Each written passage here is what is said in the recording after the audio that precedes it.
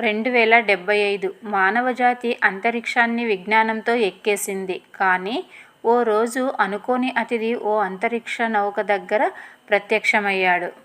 ఒక యువ సైంటిస్ట్ ఆర్యన్ ప్రవేశిస్తాడు. అతడు స్పేస్ స్టేషన్లో పనిచేస్తున్నట్లు సెట్ ఉంటుంది.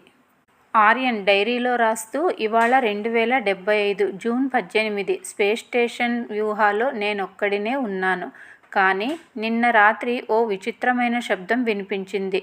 పనులు చేస్తుంటే ఓ శబ్దం వినిపించింది. ఆర్యన్ చకచకా వెళ్తాడు. అక్కడ ఓ వ్యక్తి వింత దుస్తుల్లో భూమిపై కనిపించని రూపంలో కనిపిస్తాడు. ఎవరు మీరు? ఎలా వచ్చారు? అని అడుగుతాడు. నేను నీవు ఊహించని ప్రదేశం నుండి వచ్చాను. మా గ్రహానికి ఇది అత్యవసర యాత్ర. మనం మాట్లాడుకోవాలి.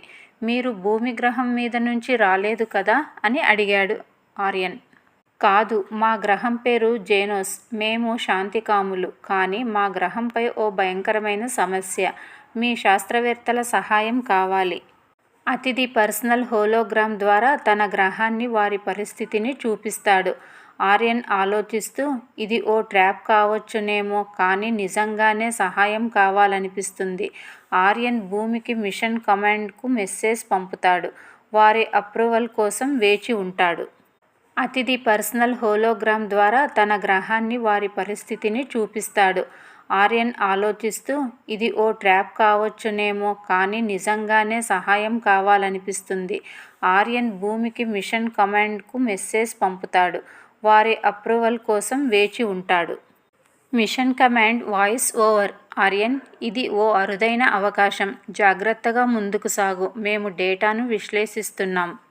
ఆర్యన్ అతిథిని తమ ల్యాబ్లోకి తీసుకెళ్తాడు. అతిథి వారి గ్రహానికి అవసరమైన ప్లాంట్ సిస్టమ్ గురించి వివరించాడు. మీ సహాయంతో మా జేనోస్ బతికిపోతుంది. మానవత్వానికి సరిహద్దులు ఉండవు. ధన్యవాదాలు. ఆర్యన్, మన విశ్వంలో మనుషుల కంటే గొప్ప జీవులు కూడా ఉండొచ్చు. కానీ శాంతి, స్నేహం అంటే అంతరిక్షం కూడా ఓ మార్గం.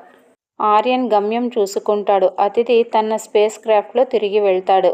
ఒక అంతరిక్ష ప్రయాణం, ఒక సందేశం, ఒక అనుభూతి. మానవత్వానికి భూమి ఒక పరిమితి కాదు. మన హృదయాలు విశ్వాన్ని తాకగలవు.